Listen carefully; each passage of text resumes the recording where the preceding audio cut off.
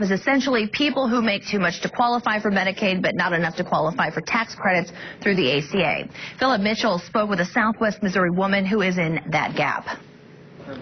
Peggy Learheimer works part-time as a teacher and as an artist, and she's one of the people in the so-called Medicaid gap. I'm one of these people that has fallen through the cracks.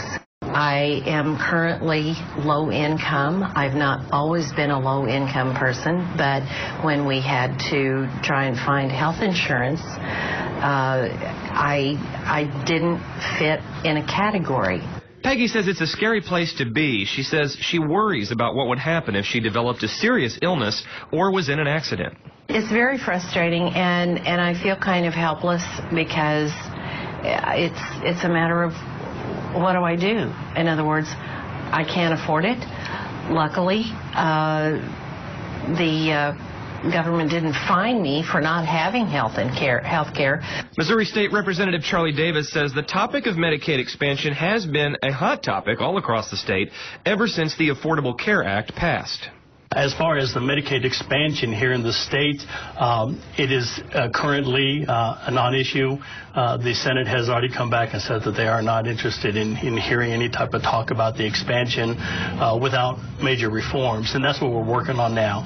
Dottie Elbert works for Missouri Health Care for All, which is a group that is working around the Show Me State to try and get the expansion passed. We've been rallying, doing educational forums. We've done candlelight vigils. A lot of volunteers have gone door to door, making phone calls, driving to Jeff City.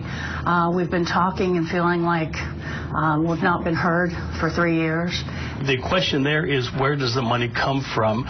Currently, the nation as a whole is bankrupt, and the state of Missouri itself cannot fund the Medicaid expansion because the dollars are just not there.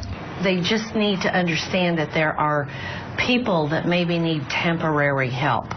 You know, we've come on bad times. It doesn't mean we're going to be there for the rest of our lives, but some things need to change for the security of peace of mind of our citizens of the state.